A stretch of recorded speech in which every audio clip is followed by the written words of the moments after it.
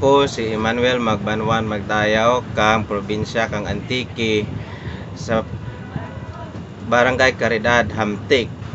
Ang akon nga banwa isa ka leader kang Philippines Ricanili Mother International Foundation kag The Voice for Global Solution and Poverty Association Incorporated.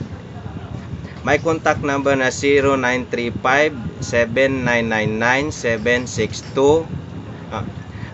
Kami sa nga asosasyon o foundation may advokasya sa tawag nga pagbabago sa atong kabuhi. Gani kami nagapanawagan bilang mga Pilipino kag kita nga mga sambayan ng Pilipino, kita ang mga benepisaryo kadyang foundation, kadyang asosasyon. O gani hindi na kita magduda, no? Natural sa aton nga mga Pilipino nga kung kaisa may ara kita nga pagduda, no?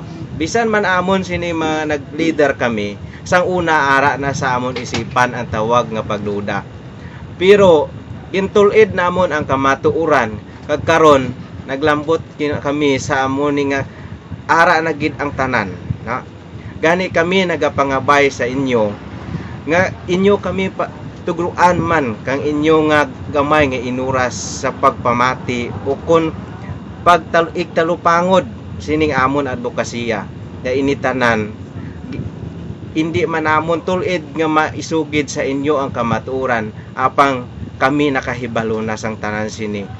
Gani amon lang kamo ginaingganyo o kun ginapa sugiran sining kamatuoran kabay nga hindi nyo kami pag tugruan pagduda gani tugruan tasin ang tanan sing bugos naton nga igtulupangod ang tawag nga pagbag-o sa aton kabuhi nga ara sa 1987 Philippine Constitution nga ginbutuhan sang bugos nga Pilipino sang ginkandak ang plebisito nga yes or no. 17 million yes, 5 million no, kag ini naaprubahan kang anay Presidente Corazon Aquino.